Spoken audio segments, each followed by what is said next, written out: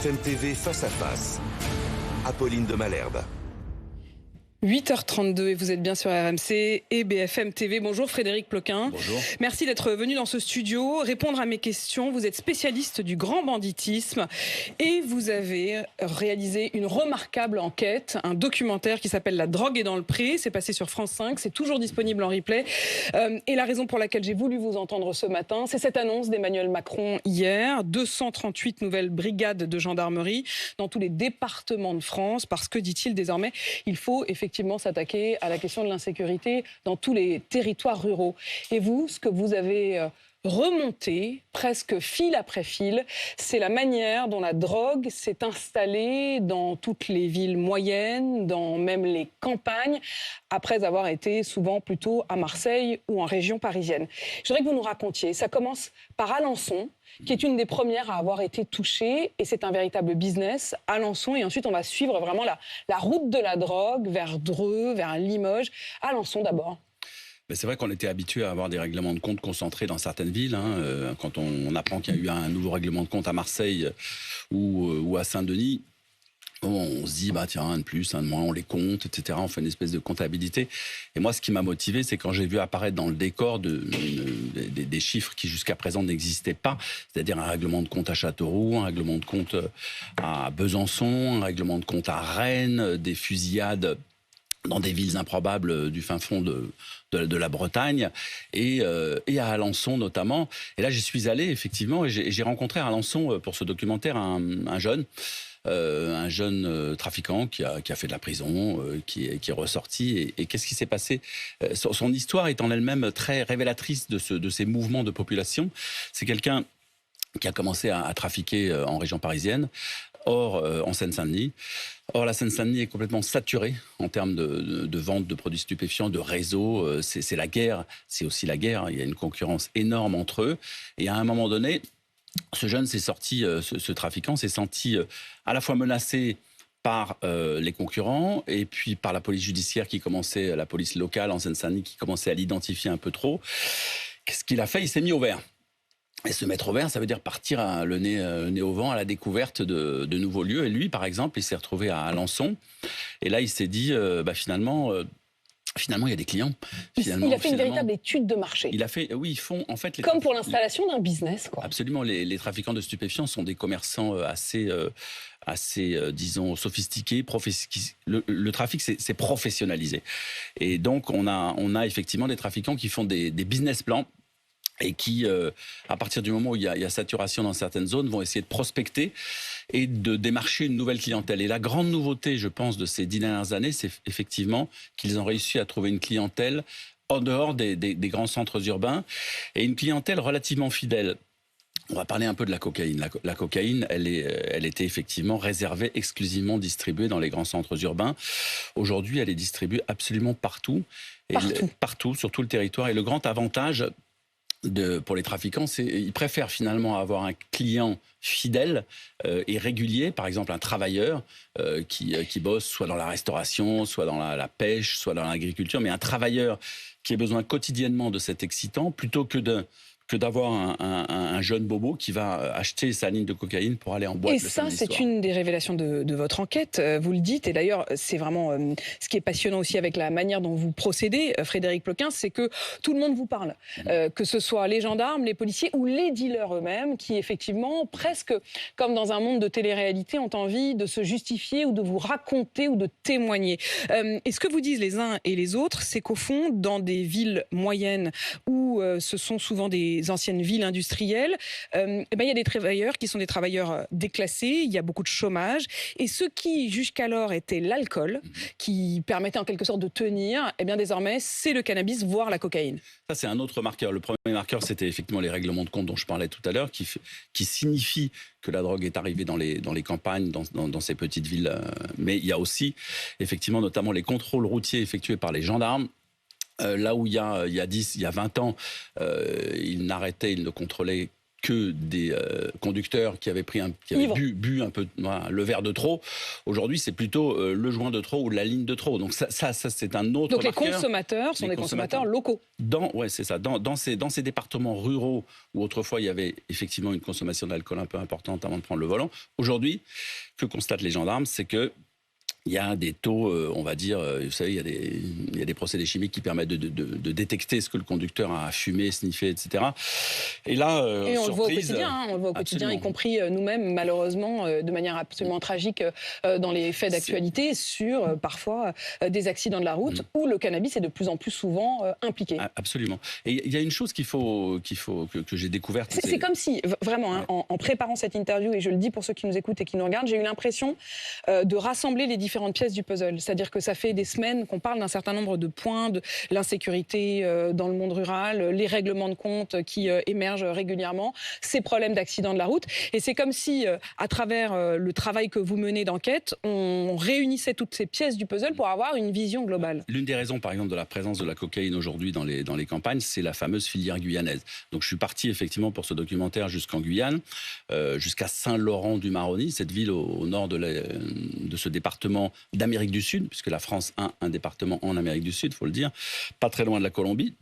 Je suis remonté jusqu'à Saint-Laurent-du-Maroni, et là vous avez un fleuve très très large, avec des centaines de pirogues qui passent tous les jours et qui rejoignent un pays qui s'appelle le Suriname et la Guyane française.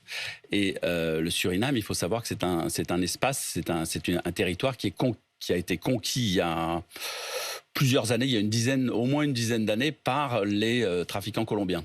Les cartels colombiens sont installés en Guyane, parce que c'est juste à côté, parce qu'à coup de petite avionnette, ils inondent. Et à partir de là, en fait, ce qui s'est passé, c'est qu'à un moment donné, les aéroports hollandais, parce que le Suriname, c'était une ancienne colonie hollandaise, donc il y avait une ligne directe qui reliait le Suriname à la Hollande, à La Haye. Et les Hollandais ont mis en place des scanners un peu plus importants, un peu plus sophistiqués, pour décourager en fait les Surinamiens. Qu'est-ce qu'ils ont fait? Je veux dire, les trafiquants s'adaptent systématiquement. Ils ont cherché une autre porte et ça a été le fleuve, le recrutement de jeunes mules dans les quartiers un peu misérables de Saint-Laurent-du-Maroni, à qui on propose des sommes extrêmement importantes qui vont entre 5, parfois même jusqu'à 10 000 euros, souvent des jeunes filles, pour ingérer jusqu'à 1 kilo de produits de cocaïne et se présenter à l'aéroport à Cayenne et partir pour Orly. Et à partir de là, c'est comme ça, parce que l'État a mis un certain temps à le découvrir. Aujourd'hui, l'État a pris des mesures. Mais entre 2015 et aujourd'hui, les filières guyanaises se sont développées sur le territoire français. Quand ils sont arrivés à Orly avec leur cocaïne, ils ont essayé de se frotter aux caïds locaux en Seine-Saint-Denis, dans l'Essonne, etc. Et là, ils se sont fait enlever, maltraités, tués, volés par les équipes locales qui ne voulaient pas partager. Qu'est-ce qu'ils ont fait? Ils sont partis vers les campagnes, en profitant, si vous voulez, de la présence de cousins. Et ils se sont dit, on va aller dans un tatas, espace qui n'est pas encore saturé. Absolument. Ce sont toutes ces campagnes. Et vous vous retrouvez avec le Tony Montana de Blois. Tony Montana de Blois. Non, mais ça, c'est imaginé. Moi, j'aurais jamais imaginé ça. Donc non, si moi je l'imagine pas, c'est une chose. Mais si vous ne l'imaginez pas, non. Frédéric Ploquin. Donc je me retrouve à enquêter dans le centre Val-de-Loire et je me retrouve face à des policiers qui me parlent de. Il y a le Tony Montana de Blois, un type qui s'épanouissait, qui a été arrêté depuis. Et en fait, lui, il faisait venir les mules. Elles arrivaient de Cayenne jusqu'à Orly. Après, il payait le taxi. Elles arrivaient directement dans les petits villages autour de Blois. Là, il y avait des mamas qui les récupéraient, qui vidaient, qui récupéraient le produit. Et il était commercialisé localement. Donc c'est un commerce de proximité finalement. Et cette proximité fait que le produit s'étale localement. Et Frédéric Ploquin, on suit en effet avec vous cette carte de France du trafic de drogue. Je disais, c'est parti d'Alençon, un des premiers points qui a été touché, puis Dreux, Vierzon, Besançon, Le Mans, Orléans, Le Havre, Troyes, Reims, Nantes, Roubaix, Foix, Poitiers, Clermont-Ferrand. Il n'y a plus désormais aucune ville qui soit épargnée. On le voit en effet, vous le disiez, avec les règlements de compte. On le voit aussi avec le développement d'une forme de marché local, mais avec aussi son bassin d'emploi. Au fond, aujourd'hui, qui sont les dealers? Est-ce que ce sont des travailleurs saisonniers qui seraient partis de Marseille, comme le premier que vous voyez à Alençon? Ou est-ce que désormais, ce sont les jeunes de nos campagnes, en quelque sorte, qui sont attirés par ce nouveau business, par ce nouveau bassin d'emploi? Il y avait, j'ai envie de dire, il y avait les territoires perdus de la République, on connaissait, c'était les grandes cités. où il n'y a pas assez de présence policière, où le deal s'est développé depuis 40 ans, où le trafic de stupéfiants s'est implanté, incrusté, enquisté. Et aujourd'hui, Emmanuel Macron découvre les territoires oubliés de la République. Sur ces territoires oubliés, les habitants ont le sentiment très fort, très puissant, un sentiment d'abandon très puissant qui s'est développé avec l'apparition notamment de cambriolage en série, avec des mafias venues notamment de Géorgie qui dépouillent un peu les habitations. Les chiffres rurales, de la délinquance et des cambriolages en zone rurale explosent. Il y a aussi des vols sur du matériel informatique sur les tracteurs. C'est extrêmement important tout ça. Donc il y a un sentiment d'insécurité qui s'est développé dans ces territoires. Et tout d'un coup, ils se réveillent et à Vierzon, tout d'un coup, ils regardent en bas de chez eux et ils disent on a là aussi des dealers. Alors qui ils sont? Ce sont des personnes, des locaux, mais souvent il y a des personnes transplantées. C'est-à-dire que, par exemple, à Vierzon, je suis tombé sur une famille qui avait été expulsée justement parce qu'il faisait trop de grabuge, d'un HLM par la justice en région parisienne et qui a été relogée sur Vierzon. Ça a commencé comme ça. Et donc cette famille, elle a fait ce qu'elle savait faire, finalement, ce qui avait été fait auparavant. Et donc ils ont implanté un point de deal et ils ont réussi à recruter. Pourquoi ? Parce que la drogue rapporte tellement d'argent, tellement facilement, que dans des zones un peu comme ça, fragiles socialement, économiquement, c'est extrêmement, relativement facile en tout cas d'aller recruter. Et à partir du moment où vous recrutez des locaux, vous parvenez à atteindre le marché local et vous créez une espèce de petite PME. En fait, les PME de la drogue se sont délocalisées avec des personnes ils sont très mobiles. Il y a des trafiquants de stupéfiants de Seine-Saint-Denis qui vont ouvrir des points de deal dans la banlieue de Toulon. Il y a des trafiquants de Seine-Saint-Denis qui s'implantent dans l'Ouest. Et après, ça fonctionne aussi de manière un peu communautaire. Si vous avez par exemple localement une communauté marocaine issue du RIF, le RIF c'est le grenier à cannabis de l'Europe, comme à Dreux, en fait au bout d'un certain temps vous constatez, et là on raconte dans le documentaire une histoire absolument incroyable, où tout d'un coup les gendarmes se sont mis à enquêter, ont découvert, sont arrivés chez une nourrice, vous savez les nourrices... Alors ce que vous appelez les nourrices, ce sont des femmes souvent isolées qui acceptent pour plusieurs centaines d'euros de devenir un stock, c'est-à-dire que chez elles présentent bien, on ne se dit pas qu'une personne isolée, une femme d'un certain âge isolée, finalement en fait dans les tiroirs de sa cuisine, elle héberge le stock. Donc il y a les nourrices de ville et les nourrices des champs. Et les nourrices de ville, c'est en général on cible effectivement de quelqu'un d'un peu faible dans un bâtiment, souvent des handicapés. Moi, j'ai vu souvent qui étaient un peu exploités, surexploités, à qui on forçait la main et chez qui on stockait du produit stupéfiant, de l'argent, des armes. Et maintenant, il y a les nourrices des champs, donc c'est d'autres profils, mais effectivement, on cible là des petites fermes, des endroits un peu, a priori comme ça, relativement anonymes. Et les trafiquants, ils trouvent il y a des avantages à aller travailler dans les champs. Il y a pas de... Il y a d'abord une clientèle, il y a moins de concurrence, il y a... pas les policiers qui travaillent en ville habituellement. Il y a des moyens logistiques comme justement ces nourrices, mais il y a aussi des inconvénients. Alors il y a des inconvénients, et c'est là-dessus quand même que je voudrais revenir. C'est que quand Emmanuel Macron hier annonce des renforts de gendarmerie, votre enquête elle montre quand même que les gendarmes ne sont pas impuissants. On a l'impression qu'ils ont certes eu une forme de retard à l'allumage. C'est-à-dire tout le monde a été sidéré par l'apparition de ce trafic dans des coins où, jusqu'alors, peut-être par naïveté, on n'avait jamais imaginé que ça n'arriverait.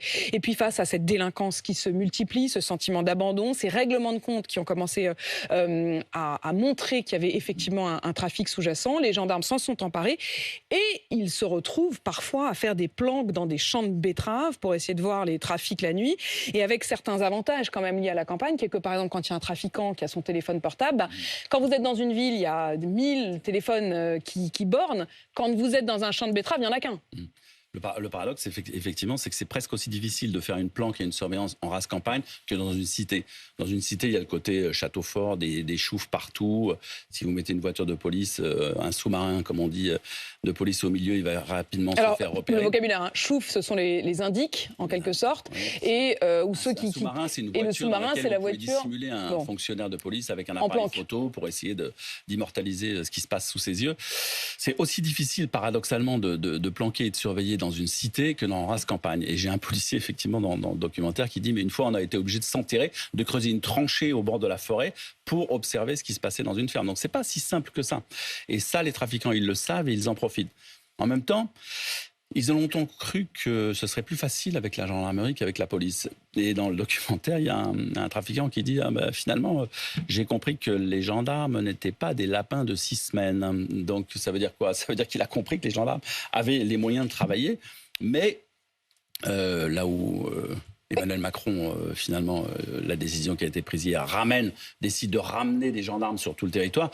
Je veux dire, il fallait bien compenser ce qui a été fait, l'erreur absolue politique qui a été commise entre 2007 et 2012 par Nicolas Sarkozy, qui, au nom, finalement, de règles comptables obscures, lointaines, à dépeupler, à fermer toutes ces gendarmeries.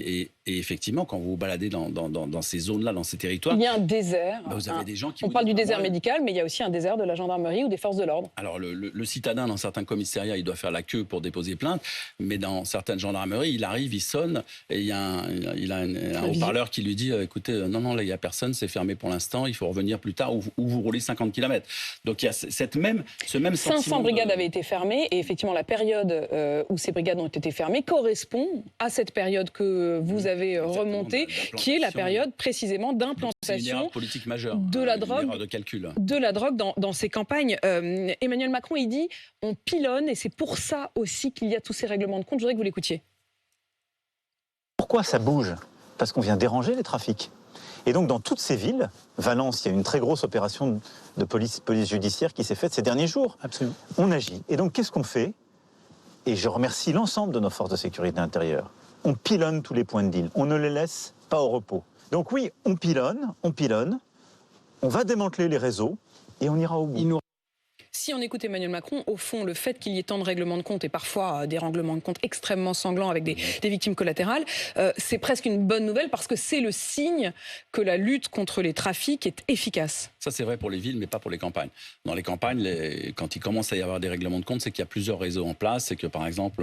Donc la police ou les gendarmeries n'en est que spectateur. Absolument, c'est un réseau guyanais qui vient essayer de s'implanter sur un endroit où il y avait un réseau local et du coup, ça se frite et ça finit par se régler à coups de Kalachnikov. Ça, c'est une chose. Mais pour ce qui concerne les villes, notamment à Marseille, c'est pas complètement faux. C'est-à-dire qu'à partir du moment... mais c'est un peu naturel. C'est à partir du moment où vous éliminez une équipe, vous arrivez à neutraliser une équipe sur un point de deal, nécessairement vous avez une autre équipe qui arrive et qui dit c'est moi qui vais prendre possession de ce terrain qui rapporte tant. Vous avez plusieurs candidats qui se présentent pour reprendre le terrain, et là, vous avez des affrontements entre ces deux candidats. Ça, c'est une chose. Donc, effectivement, quand la police bosse et dépeuple et neutralise une équipe, il y a deux équipes qui arrivent, qui se bagarrent pour reprendre le point, et celui qui est parti en prison, à un moment donné, au bout de 3, 4, 5 ans ou 10 ans, s'il a commis des meurtres, il va revenir sur le terrain, il va dire « Attends, c'était chez moi ». Donc là, vous avez un troisième individu qui arrive, et là, de nouveau, une source de règlement de compte. C'est ce qui se passe à Marseille.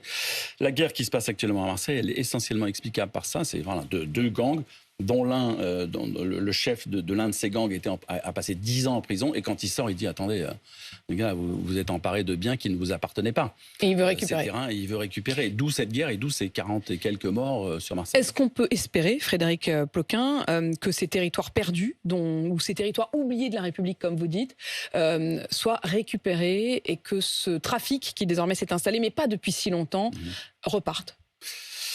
Ça va être très difficile parce qu'à partir du moment où, vous voyez bien, à partir du moment où vous avez une clientèle fidèle, forcément vous avez des trafiquants qui vont venir approcher cette clientèle, parce que le problème des trafiquants... En fait, le verre est dans le fruit, c'est-à-dire que désormais les consommateurs sont en manque s'ils n'en ont pas, c'est-à-dire qu'ils vont chercher. Produit, en fait, le problème, c'est pas l'approvisionnement en produits, il est là.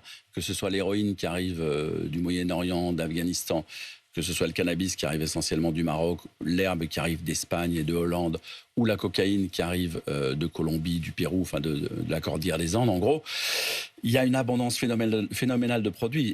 Et notamment la période post-Covid a été très intéressante pour nous, enfin je l'ai observé pour moi, parce que justement, comme pendant un moment les flux avaient été gelés, eux aussi ont été obligés d'arrêter le business. Non, ils ont stocké. Ils ont stocké parce qu'il y avait moins de possibilités, il y avait moins d'avions, moins de voitures, moins de circulation aux frontières. Et à partir de la fin de cette période, il y a eu un déstockage massif. Et là, ils sont réellement partis à la conquête. Ils ont vendu à perte. Ils ont vendu à perte, ils ont baissé les prix. D'ailleurs, c'est intéressant pour le consommateur. Pour toucher les nouveaux consommateurs, pas cher. Tous les produits de consommation augmentent, sauf celui-là. Il n'y a pas d'inflation sur la drogue. Il n'y a pas d'inflation sur la drogue. Effectivement, les prix sont plutôt stables depuis des années. C'est un signe, ça veut dire que le produit est là. Et ils ont compris. Je veux dire, on le disait tout à l'heure, ce sont des businessmen comme les autres. Il y a un truc, quelque chose qui me frappe, c'est que dans les campagnes, on se plaint toujours d'avoir du mal à accéder aux produits parce que c'est loin, parce qu'il faut prendre sa voiture, parce qu'il faut faire 40 km pour aller à la préfecture, pour aller faire ses papiers. Or, les trafiquants de stupéfiants, eux, ont résolu la question. Ils livrent à domicile. Ils vont à domicile, ils vont chez vous. Donc, quelque part, ils ont réussi ce formidable coup de communication et de publicité de faire en gros du commerce de proximité dans des endroits où justement les personnes, les consommateurs se plaignaient de devoir faire des kilomètres et des kilomètres pour aller chercher du produit. Frédéric Ploquin, votre enquête, elle est passionnante. Merci de nous l'avoir partagée ce matin sur RMC et BFM TV. Je rappelle que vous êtes donc spécialiste du grand banditisme. Votre documentaire, il s'appelle La drogue est dans le pré. Il est disponible en replay